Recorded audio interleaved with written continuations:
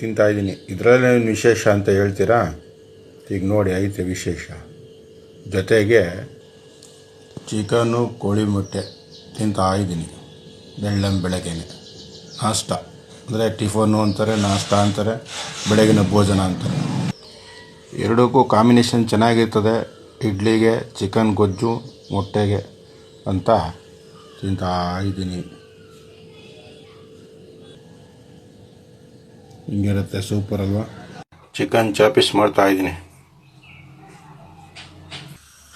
ಅಡುಗೆ ಈಗ ಕುಕ್ಕರಲ್ಲಿ.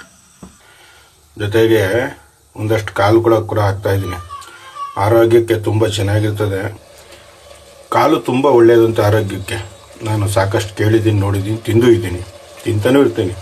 ನೋಡಿ, ಇದು ಮಸಾಲೆ ರೆಡಿ ಆಗ್ತಾಯಿದೆ. ನೋಡಿ, ಇದು ಕಾಯಿ ಮಸಾಲೆ, ಇದು ಈರುಳ್ಳಿ ರುಬ್ಕೊಂಡಿರೋದು. ಜೊತೆಗೆ ಅಷ್ಟೊತ್ತು ಪುಡಿ ಹಾಕಿದ್ರೆ ಅಷ್ಟೇ ಈರುಳ್ಳಿ ಆಗುತ್ತೆ. ಮಸಾಲೆ ಹಾಕಿದ್ದೀನಿ, ಚಾಪೀಸ್ ಮಸಾಲೆ.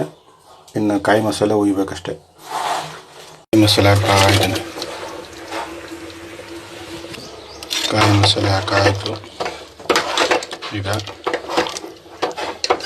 Final touch.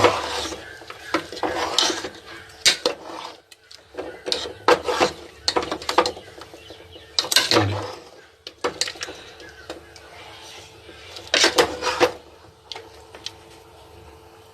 ರೆಡಿ ಇದೆ. ಇನ್ನೇನು ಸ್ವಲ್ಪ ಹೊತ್ತು ಬಾರಿಸ್ತಾ ಇರೋದು. ರೆಡಿ ಆಗಿದೆ. ಇನ್ನೇನದು ತಿಂತಾ ಇರೋದು.